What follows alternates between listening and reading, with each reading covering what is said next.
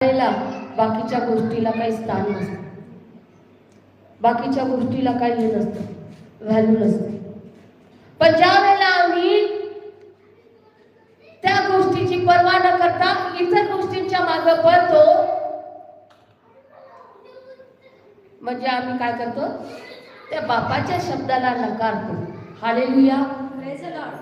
आम्ही काय करतो, त्या बापाच्या शब्दाला नकारतो, कारण की त्यांनी काहीतरी काम सांगितलेलं आहे, त्यांनी काम दिलेलं आहे आम्हाला ऑलरेडी. मी आताच तुम्हाला सांगितलं, काम करता करता करता करता कधी देवासाठी करता करता मनुष्यासाठी कधी करायला लागतो समजतच नाही. पहा, लक्षात ठेवा, आपल्या जीवनामध्ये येणारी प्रत्येक व्यक्ती ही योग्य शिकवणारी असणं गरजेचं आहे आणि योग्य ऐकणारी असणं गरजेचं आहे. एकही व्यक्ती तुमच्या जीवनामध्ये जर तुमचा मार्ग भटकवत असेल तर निश्चितपणे तुम्ही बरोबर बाजूला जाणार एका व्यक्तीकडून. आणि ज्यावेळेस असं होतं तर ती व्यक्ती देवापासून नाही तर ती एक सैतान आहे असं समजून चालायचं. सैतानाने तिला पाठवलेला आहे तुम्हाला प्रभूमधून दूर करण्यासाठी किंवा हे करण्यासाठी. कारण की ज्या परमेश्वराने आम्हाला इथपर्यंत आणलं, वाढवलं, शिकवलं आणि चालवलं, हळूहळू त्याचं स्थान कोणी मनुष्य जर घ्यायला लागला तर मग त्या ठिकाणी काय होतं की आम्ही ह्या ठिकाणी दाखवतो तर खरं की हा करतो मी पण करत नाही. ह्या ठिकाणी दोन गोष्टी आहेत. एक काय म्हणतो मी जात नाही पण जातो, आणि एक काय करतो जातो म्हणतो पण जात नाही. म्हणजे एक काय करतोय की ठगून ठेवतोय की करतो पण नाही करत, आणि एक काय म्हणतो नाही म्हटला तरी तो जाऊन करतो कारण त्याला पश्चाताप होतो. आणि म्हणून ह्या ठिकाणी काय सांगितलेलं आहे की येशूने त्याला म्हटले की मी तुम्हाला खचित सांगतो की जकातदार कसबीनी तुमच्या पुढे देवाच्या राज्यात जातात. कारण योहान धर्ममार्गाने तुमच्याकडे आला, देवाने त्याला पाठवलं है ना. लोकांनी काय केलं, त्याच्यावर विश्वास नाही केला. आज किती देवाचे लोक ओरडू सांगत आहेत, सत्य सांगत आहे, पण त्यांच्यावर काय विश्वास केला जात नाही. आणि सगळ्यात महत्वाचं आहे की चूक करून ही पश्चाताप न करणे आणि तेच त्या गोष्टी करत राहणे. हे काय होतं की ह्या ठिकाणी म्हटलं की जगातदार कसबीनी ह्यांनी विश्वास पटकन धरला. आज काय होतं की जे दुःखी पीडित कष्टी आणि भाराक्रांत लोक आहेत ते काय करतात, पटकन विश्वास करतात कारण त्यांच्या जीवनात लगेच कार्य होतं. परंतु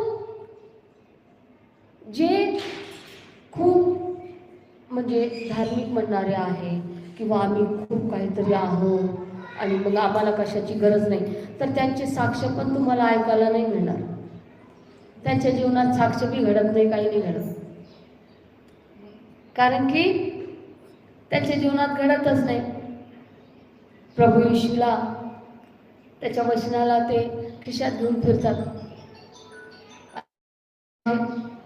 की जे म्हणतात की हा आज मी किती ह्याच्यावरती पाहते मोठे मोठे देवाचे सेवक आहे आणि त्यांची कुठंतरी चूक काढून लगेच तिसरा कोणीतरी बोलायला लागतो.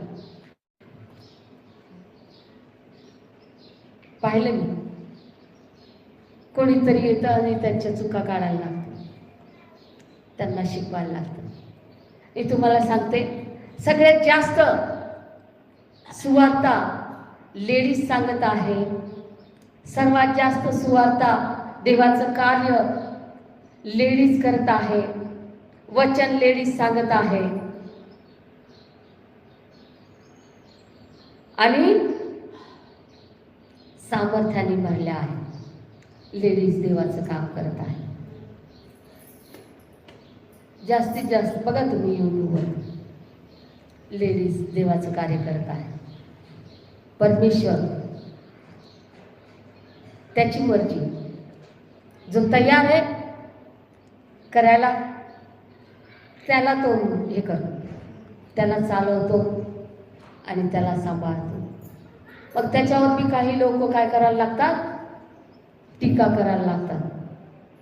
कालच बघितलं, देवाचे मोठे मोठे काम करणारे लोक आहेत, देवाने त्यांना वाढवले, परमेश्वराने हे केलेलं आहे त्यांना, आणि लोक काय करतात, त्याच्यामध्ये काहीतरी ओढून तोडून काढायला पाहतात।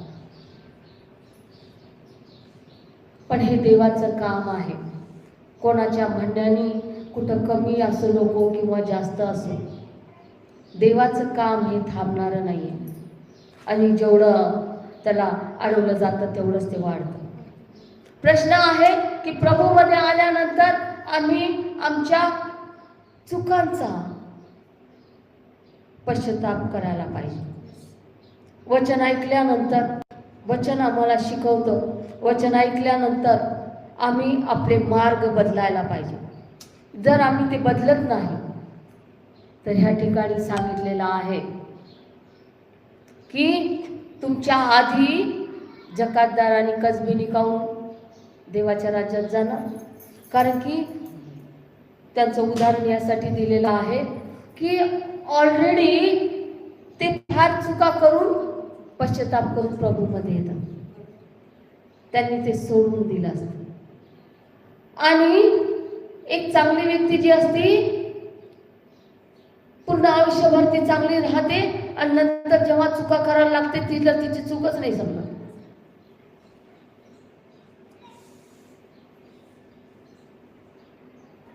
आणि मग काय होतं की आपली चूक न मानता आपण त्या परमेश्वराने ज्याने आपल्याला बोलवलेलं आहे, ज्याने आपल्याला जबाबदारी दिली आहे, काम दिलेलं आहे, आपण त्या कामाला नाकारतो। आणि परमेश्वराचं प्रेम एका बाजूला जाऊन कधी त्याच्यामध्ये सैतानी कार्य सुरू होतात, आणि कधी मनुष्य हवी होऊन जातो, समजत नाही। ह्या गोष्टीसाठी जपा, कारण की तुम्ही जेव्हा प्रभूमध्ये असता त्यावेळेला असे अनेक घटना आणि अनेक गोष्टी घडतात की ज्या तुम्हाला त्याच्यापासून, देवापासून दूर करतात। त्या गोष्टींपासून जपा, कारण की सैतानाचा उद्देशच आहे की आम्हाला त्याच्यापासून दूर करणे, देवापासून दूर करणे। कारण की त्याला माहिती आहे की मी तर आता जाणार नाहीये तिथं, मग त्या जागेत मी कोणाला जाऊ देणार नाही, म्हणून तो जीव तोडून लागलेला आहे की मी कोणाला जाऊ देणार नाही। तर आम्हाला त्याच्यासाठी तयार राहायचं आहे। ह्या छोट्या छोट्या गोष्टी माणसाला बोलवणाऱ्या आहे जगामध्ये, म्हणून आपली पायरी, आपलं स्थान, आपली जागा नेहमी ओळखून चालायची फार गरजेचं आहे। की प्रभूमध्ये चालत असताना आम्हाला एक एक पाऊल चुकून विचार करून टाकणं गरजेचं आहे, नाहीतर कधी येऊन हल्ले होतील समजू नाही शकत।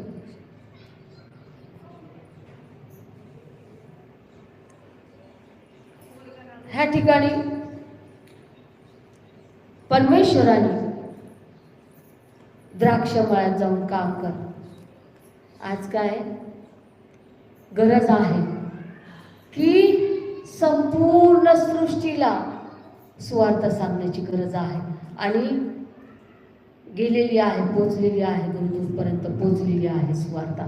सत्य लोकांना समजलेलं आहे आणि म्हणून सैतान खूप जास्त खवळत आहे.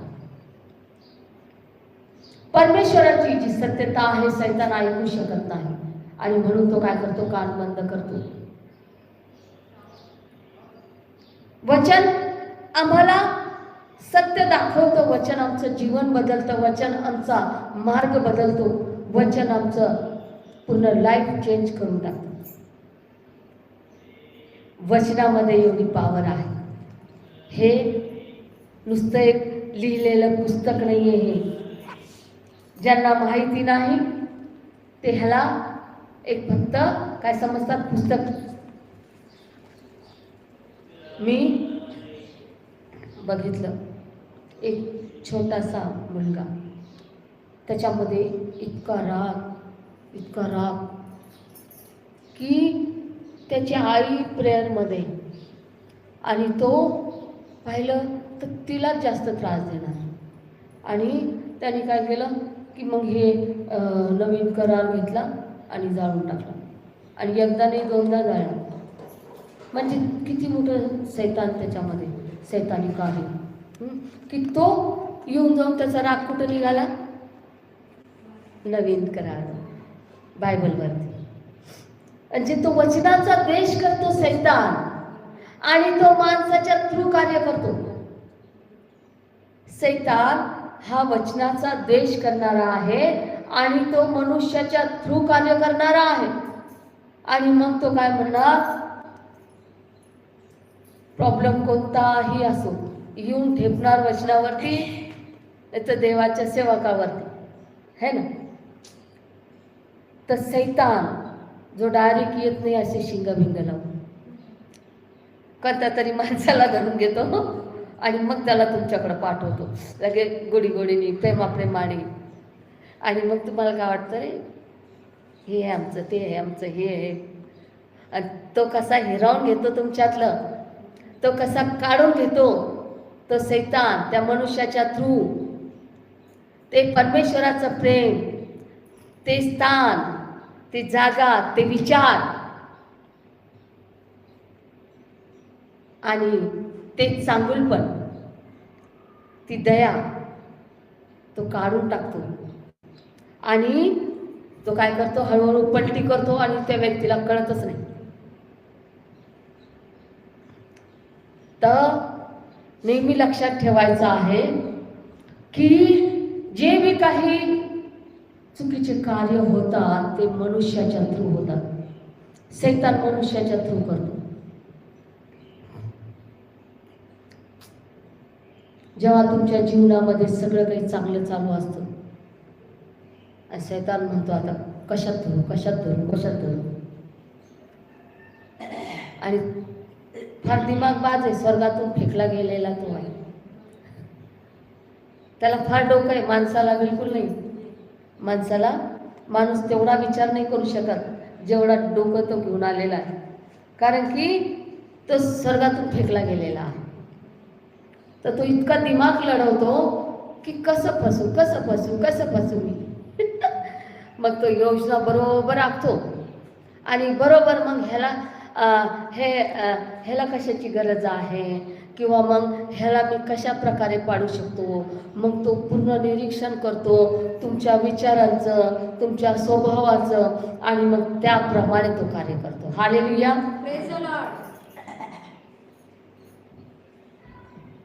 तर नेहमी लक्षात ठेवायचं आहे, कोणत्या मनुष्याने आम्हाला प्रभूमध्ये नाही आणलं. आम्हाला परमेश्वर घेऊन आलेला आहे. त्याच्या बोलवल्याशिवाय आम्ही इथपर्यंत नाही येऊ शकत. त्याने आणलेला आहे आणि त्यांनी काम दिलेलं आहे. त्यांनी जबाबदारी दिलेली आहे की जा आणि माझ्या लेकरांना सुवार्ता सांगा. जा आणि काय मेलेले उठवा, भुकेल्यांना अन्न द्या,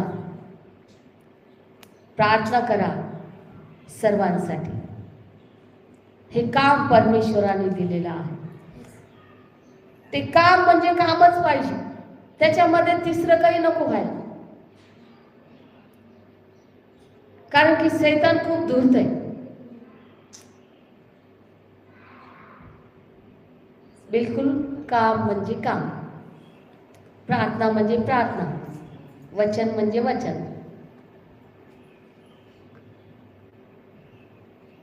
ज्या वेळेला आम्ही सरळ बघत असतो प्रभूला, त्यावेळेला आम्ही कधी पडत नाही. पण ज्या वेळेला प्रभूकडून आमचं लक्ष हटतं आणि इतर गोष्टींवरती जातं, त्यावेळेला काय होतं, फटकन ठोकर लागून जाते. आणि ती ठोकर लागेपर्यंत कळतच नाही. मग खाली बघून चालणं किती गरजेचं आहे, नाही का? नुसतं असंच चाललं बरं, तुम्ही असं असं असं करून चाला, असं चाला, रस्त्यावरती चला, असं चालता येईल का? नाही, तुम्हाला खाली बघून चालावंच लागेल, समोर बघून चालावंच लागेल. आपलं संरक्षण करण्यासाठी, आम्हाला इतर गोष्टीपासून वाचवण्यासाठी आम्हाला समोर बघून चालणं गरजेचं आहे, खाली बघून चालणं गरजेचं आहे. की कुठं दगड तर नाहीये,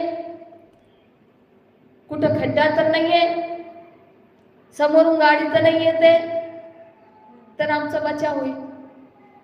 जर आम्ही असं असं चालू, इकडं चालू, इकडून गाडी येते, खाली दगड पडलेले, तर काय होणार, पडून जाणार, ठोकर लागणार. सांगण्याचा उद्देश हा आहे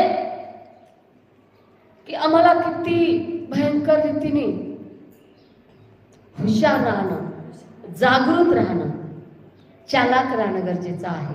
की आम्ही काय करायला पाहिजे, काय नाही करायला पाहिजे. कारण की आम्ही प्रभूचे लोक आहोत. प्रभूंनी आम्हाला एक जबाबदारी दिलेली आहे, एक काम दिलेलं आहे, ते काम आम्हाला करायचं आहे. आज जर असं म्हटलं, रविवारची प्रेयर आहे, जाऊ द्या, आज सुट्टी, पुढच्या वेळेला या, नाही, तिथं नाही चालत तसं.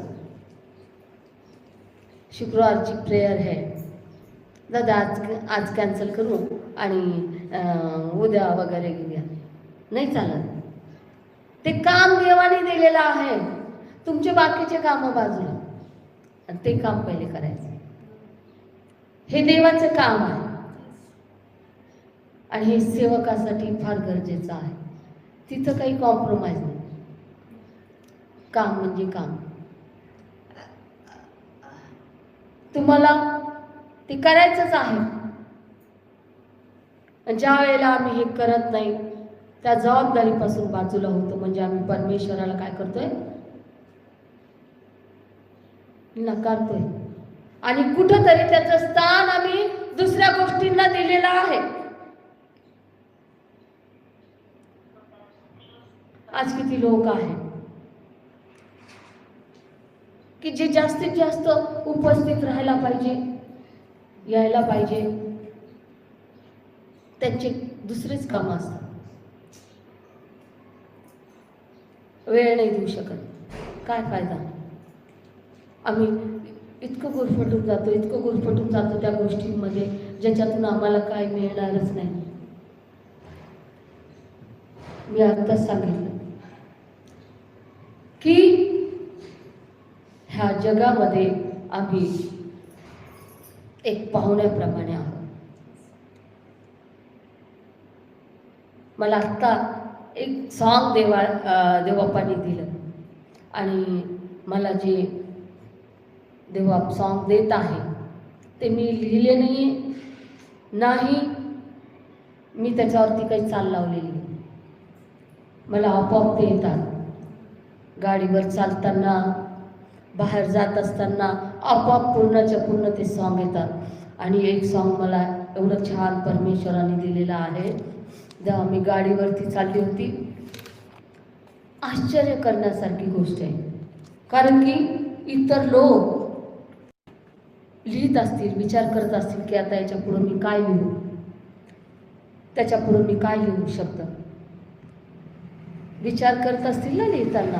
मग त्याच्यानंतर त्याच्यावरती चाल लावण्याचा विचार करत असतील. परंतु देवाची अशी कृपा की त्यांनी मला असं काही हे केलं की डायरेक्ट ते मला पूर्ण सॉंगच येऊन जातं आणि मग मी ते वहीवर काढून देते.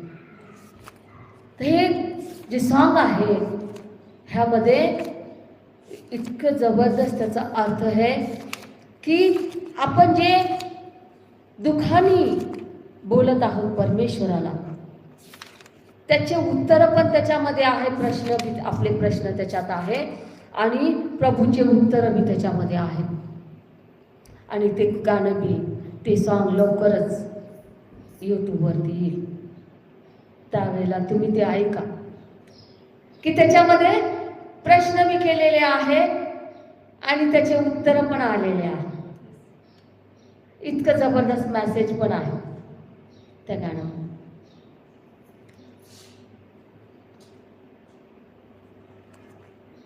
ज्या वेळेला आम्ही प्रभूला स्थान देतो आणि त्याच्या विचारात असतो, हे पहा आपण जे काही विचार करतो किंवा आपण किती त्याचा विचार करतो, परमेश्वर आपल्या जवळच असतो. हे प्रत्येक माणूस याचा विचार नाही करत, पण मी अनुभव घेतलेला आहे त्याचा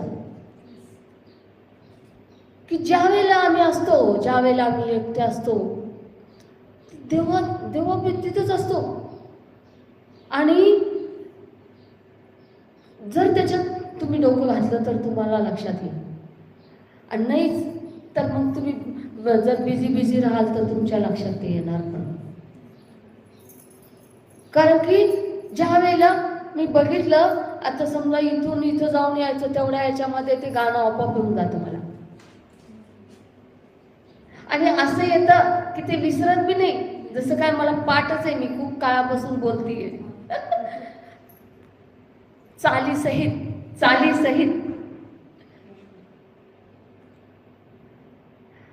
आणि परमेश्वराचं इतकं भयंकर लक्ष आपल्याकडे असतं. मी बघितलं की तो फार काळजी घेणारा परमेश्वर आहे. जितकं तुम्ही त्याच्या जवळ जाता ना, तेवढं जास्त तो तुमच्यावरती प्रेम करतो. ह्या गाण्याची ही अशी साक्ष आहे. हे जे सॉंग मला जे मागच्या वर्षापासून देव देते, जेव्हा आम्ही दुसऱ्यांचे म्हणजे दुसऱ्यांनी लिहिले होते आणि त्यांनी आम्हाला गायला लावले तर ठिकाणी काय होत होतं, ते लवकर मला येत नव्हतं. लवकर. आणि मला ते येत नसल्यामुळं काय झालं, ते घडी मला काय करायचे, बोलायचे, काहीतरी म्हणायचे की जसं म्हणजे नॉर्मल बोलायचे, असं काही नाही की काही वाईट बोलायचे, पण ते बोलायचे ना, तर मी अनुभव घेतला की त्या ठिकाणी परमेश्वर होता, प्रभू होता आणि तो सगळं ऐकत होता. आणि ज्या वेळेला ते मला सारखं गाण्याबद्दल बोलत होते की माझं चुकत आहे, की मला येत नाही आहे, की माझा आवाजात प्रॉब्लेम येते असं वगैरे. तर तिथून मी घरी आल्यानंतर मला डायरेक्ट देवबापांनी सांगितलं की मी तुला सांगतो आता ते तू कर. आणि त्यांनी काय म्हटलं की तूच गाणे लिही, तूच म्हण आणि तूच रेकॉर्डिंग कर आणि तूच सगळं काही कर आणि मी तुला जसं सांगतोय त्याप्रमाणे तू कर. म्हणजे त्याच्यावरून मी अंदाजा लावला, त्याच्यावरून हे लक्षात आलं की एवढी भारी गोष्ट मी देवबापाला आवडली नाही, जे ते सारखे मला म्हणत होते, सारखे म्हणत होते. आणि त्याच्यानंतर पासून आतापर्यंत पाहिलं तर किती 20च्या वरती गाणे मला देवबापाने दिली. ना चाल बनवायची गरज, ना मला शब्द लावण्याची गरज, डायरेक्टली मला ते 20च्या वरती माझे गाणे समजा झाले आहे आतापर्यंत. काही यायचे यूट्यूबवरती आणि काही आले. एक बारीक गोष्ट परमेश्वर तुमची किती केअरफुली पाहतो. ज्या वेळेला तुम्ही त्याच्या सानिध्यामध्ये राहता, ज्या वेळेला तुम्ही त्याला हाक मारता, ज्या वेळेला तुम्ही त्याचा विचार करता, तुम्ही कुठं बसता तो बाजूला असतो, तुम्ही कुठं चालले तो सोबत असतो, तुम्ही काय खात आहे तो तुमच्या सोबत असतो. इतकी बारीकाईने तो काळजी घेतो. मी पाहिलं त्यांनी वारंवार मला जे असं म्हटले देवबापाला आवडलं नाही आणि त्यांनी म्हटलं की आता चल मी तुला जे सांगतो ते कर. आणि त्याच्यानंतर मग इतके सांग मला देवबापाने दिले आणि ते टाकणं चालू आहे. कदाचित 7-8च्या वर झाले माझे टाकणं आहे ना, 7-8 झाले, जास्त झाले टाकलेत आणि अजून बाकी आहे.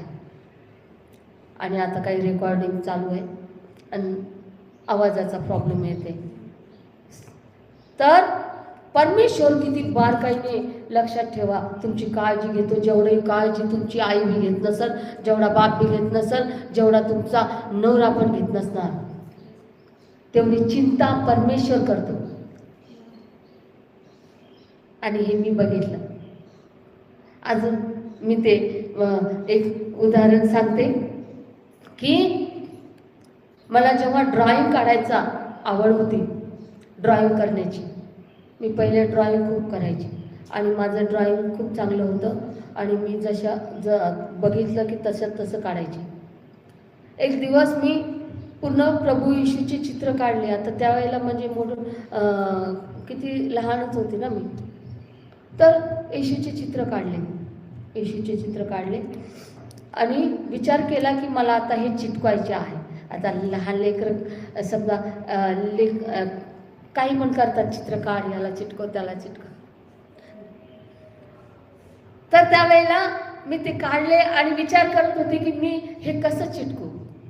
फक्त असं मनामध्ये नुसतं टचच झालं की मी आता हे कसं चिटकू.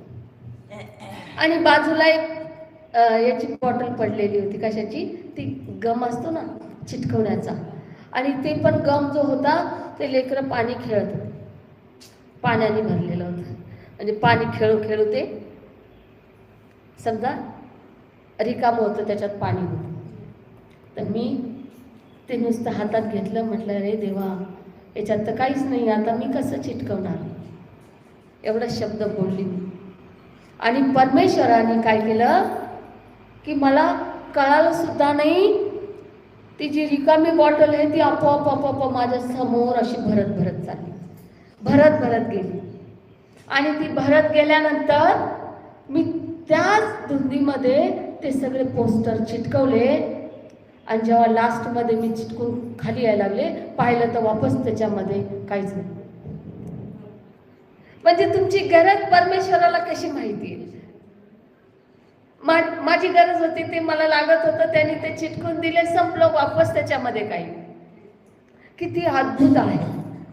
विचार केला, तो जिवंत परमेश्वर आहे, सर्वशक्तिमान. आणि म्हणून त्याच्या समोर असं काही चालत नाही. त्याला अंतःकरण म्हणजे अंतःकरणच लागतं, सत्य म्हणजे सत्यच लागतं.